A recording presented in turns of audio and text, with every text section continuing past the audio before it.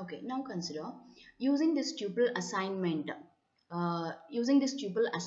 We can swap the values of two variables without using in a single statement. We can swap the values of two variables. Okay, so using the tuple assignment statements, how we can swap the values of two variables in a single statement?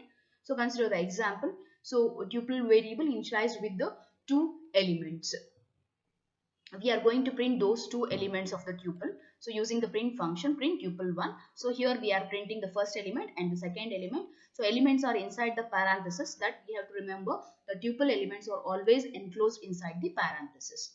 Okay, now we want to assign these tuple1 elements to these two variables. First variable Asha.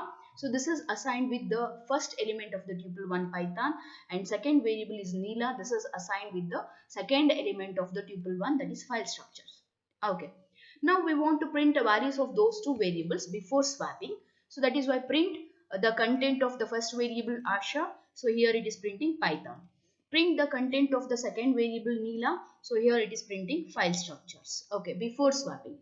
Now how we can swap the values of these two variables? Just using the single statement. See here, first variable comma second variable, assignment operator, second variable comma first variable. So this will swap the values of these two variables. Okay, so now after swapping, we are going to print the value of first variable Asha. So here it is, and using the second print function, we are printing the value of the second variable Neela. Now see the output. So before swapping, so Asha was Python. Now after swapping, Asha variable value is file structure. And before swapping, the variable value Neela variable value is file structure. Now it is Neela is equal to Python. So this is how using this tuple assignment statement, we can swap the values of two variables within the single statement like this. Okay, so now consider, so here we have used a split function previously. So why we have used a split function in case of previous program? In order to perform DSU, decorate, sort and undecorate. So there we have used split function in order to split the given sentence into list of individual words. Okay, so here also we are using the split function like this. See here, so we have so just I want to split this given email ID into username and domain. Okay, so how it is possible? So first declare the variable name. Just we have just for understanding purpose, I have taken the name of the variable as email ID, and which is initialized with the string. So hod@gmit.ac.in. Now I want to split this entire word into two different words. First word is username, second word is domain name. Okay, so that is why on this string email ID, so using the dot operator, we are calling the split function. So at which character the split has to take place?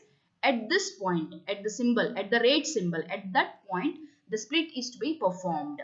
Okay, so that is why for the split function we have passed at the rate symbol as parameter. So at this symbol, the split is to be performed. So here the word which is before at the rate symbol is assigned to uname variable, and the word after the symbol at the rate symbol, that is gmit.ac.in will be assigned to the domain.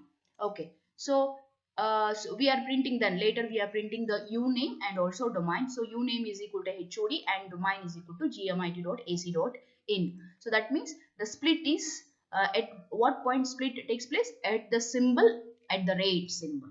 Okay, so this is how we can use the split function. Okay, now consider the next topic, dictionaries and tuples. So dictionaries and tuples. So here the dictionary, we know that so the previous, in case of module 3, the previous chapter was the dictionaries. So where all the elements are enclosed inside the curly braces, that we have to remember. And in case of dictionaries, each element is a key value pair. So each element, see here, this is the dictionary. first element, second element, third element enclosed inside the curly brace. So first element, consider the first element. So this is the key and this is the value. This key always map to the value. And second element, this is the key, this is the value, key always map to the value. And inside the dictionary, the key value pair are separated by this colon symbol. Key value pair are separated by the colon symbol. Okay, that is the dictionary that we have to remember. Already we had a discussion about the dictionaries. Okay, so now consider this dictionary. It provides a function called or method called items of. Okay, this items of function, it returns list of tuples. Okay, it returns list of tuples where each tuple is a key value pair. So that is how we can deal with the dictionaries and tuples. So dictionary uses a function called item. It returns a list of tuples where each tuple is a key value pair. Okay, so now consider the example. So how we can convert the dictionary into list of tuples. So first we want to create a dictionary. So we have taken the name of the dictionary, user defined variable, semester to students, sem to students. Okay, so we have initialized this sem to students dictionary with these three elements. So these three elements, see the first element. So Ramya, and semester is 6. Okay, and Diksha semester is 4, and Shailaja semester is 8.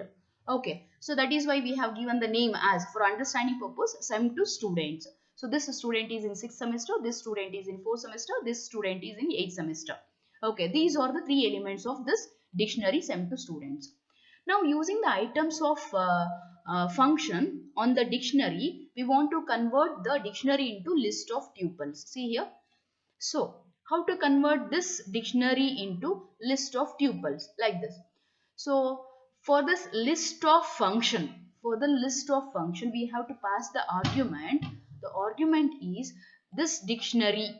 On this dictionary, we have to call the items of function, because items of function, it returns the list of tuples. Okay, so this items of function, it will take the first element of the dictionary and that is converted into tuple, and that tuple is assigned to a list called tuple 1. Okay, and this items of function, it will take the next element of the dictionary, it is converted into the second tuple, and which is assigned to a variable called list variable called tuple 1.